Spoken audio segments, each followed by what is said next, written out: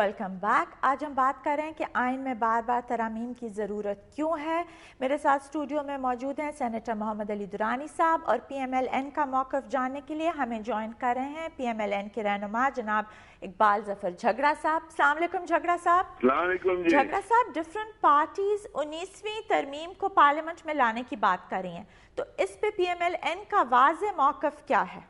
देखिए जी, इस पे हमारा मौक़िफ़ बिल्कुल वाज़े है कि अगर कोई ऐसी अमेंडमेंट जो कि इन द नेशनल इंटरेस्ट है जी, और उसको ज़रूरी समझा जा रहा है और 18th अमेंडमेंट में कोई ओवरसाइट हो गई है या कोई कमी रह गई है तो फिर पार्लियामेंट का तो काम यही है कि वो लेजिस्लेशन करती रहे और जिस लेजिस्लेशन में अगर कोई फॉल्ट्स हैं तो उसको भी रिकंसिडर करके अकॉर्डिंगली अमेंडमेंट्स के लिए लाया जाए। तो ये मैं समझता हूँ कि दिस इज नथिंग स्ट्रेंज और न्यू पार्लियामेंट का काम यही है, बल्कि हमारे पार्लियामेंट का तो जो काम है वो तो करती नहीं है, यही तो असली काम है पार्लियामेंट का जी। अनफॉर्चुनेटली हम और मसलों में ज्यादा लगे रहते हैं और लेजिस्लेशन बहुत कम होती है हमारे यहाँ, जो कि हर वक्त होनी चाहिए, मैं समझता हूँ जी।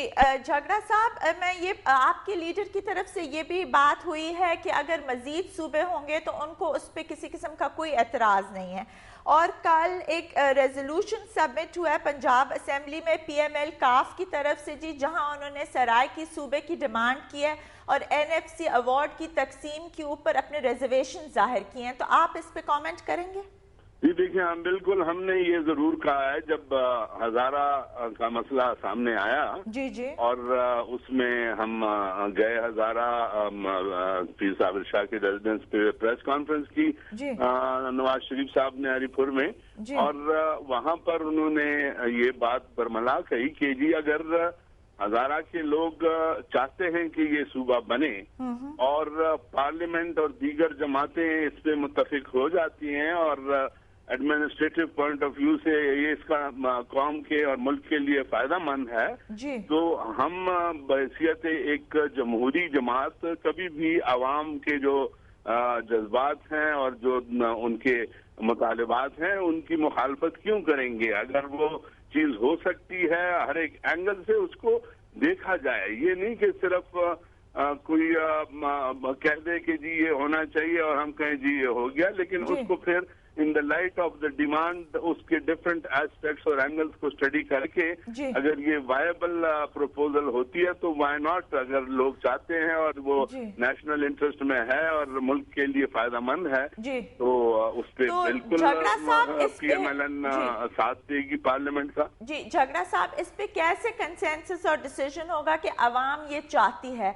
इसलिए कि आपने देखा कि हजारा के अंदर भी प्रोटेस्ट हुए, फिर हम देख रहे हैं कि अभी बहावलपुर के अंदर भी डिफरेंट जुलूस जलसे और सराय की सूबों में भी यही हो रहा है। तो do we have to go towards violence? हमारी सियासी क़यादत ये आपस में बैठ के डिसाइड नहीं कर सकती कि सूबों की डिमार्केशन पे उन्हें कोई नए इकदाम करने चाहिए कि नहीं? मैं समझता हूँ इसका अल्टीमेटली यही हल होगा कि जिस तरह ये डिमांड्स सामने आ रही हैं तो पहले भी हमने ये देखे जो 18th अमेंडमेंट हुई है इसके लिए एक कमेटी कॉन्स्टिट्यूट की गई और उसमें तमाम जमातों की नुमाइंदगी मौजूद थी और जो चीज जरूरी समझी गई उसको मतलब अबव पार्टी इंटरेस्ट और affiliation in the national interest सबने मिलकर और इस अमेंडमेंट को थ्रू किया, which was actually need of the hour, और ये जरूरी भी था क्योंकि इस मुल्क में जो सबसे बड़ा इशू था प्रोविंशियल ऑटोनॉमी का वो आउटस्टैंडिंग था। 17वीं तरमीम का रिपील करना बहुत जरूरी था।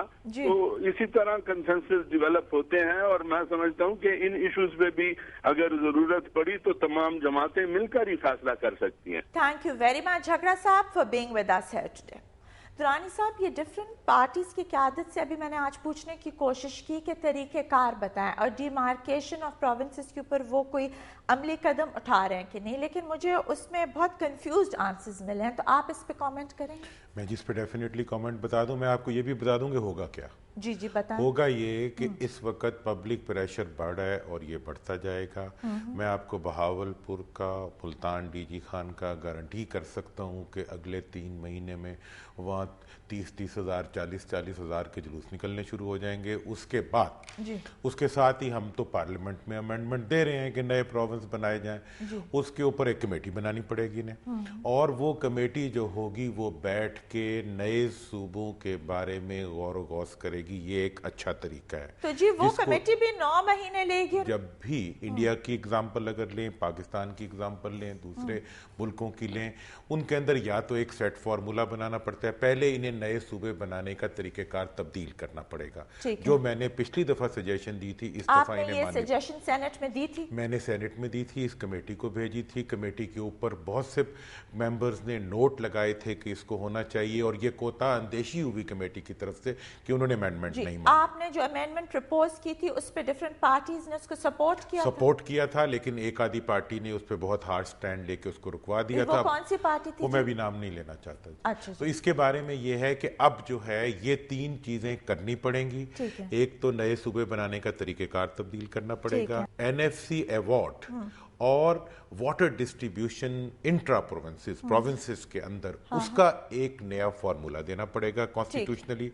और तीसरी बात यह है कि नए सूबे बनाने के लिए एक लाइन ड्रॉ करनी पड़ेगी, और एक उसके लिए तहकीकी बुनियाद के ऊपर और जेन्युइन डिमांड्स के ऊपर उसको बनाने का एक तरीकेकार तय करना पड़ेगा। और ये चीज़ें स्टार्ट होंगी with the restoration of Bahawalpur province, क्योंकि वो एक मार्शल लॉ ऑर्डिनेंस के तहत उठाया गया इकदाम था। उसको ख़त्म करते हुए नए प्रोविंसेस के ज़रिए पब्लिक को एम्पावर करने का जो तरीक़ेकार है उसको हमें तय करना पड़ेगा। अगर ये नहीं करेंगे तो मुल्क के अंदर जो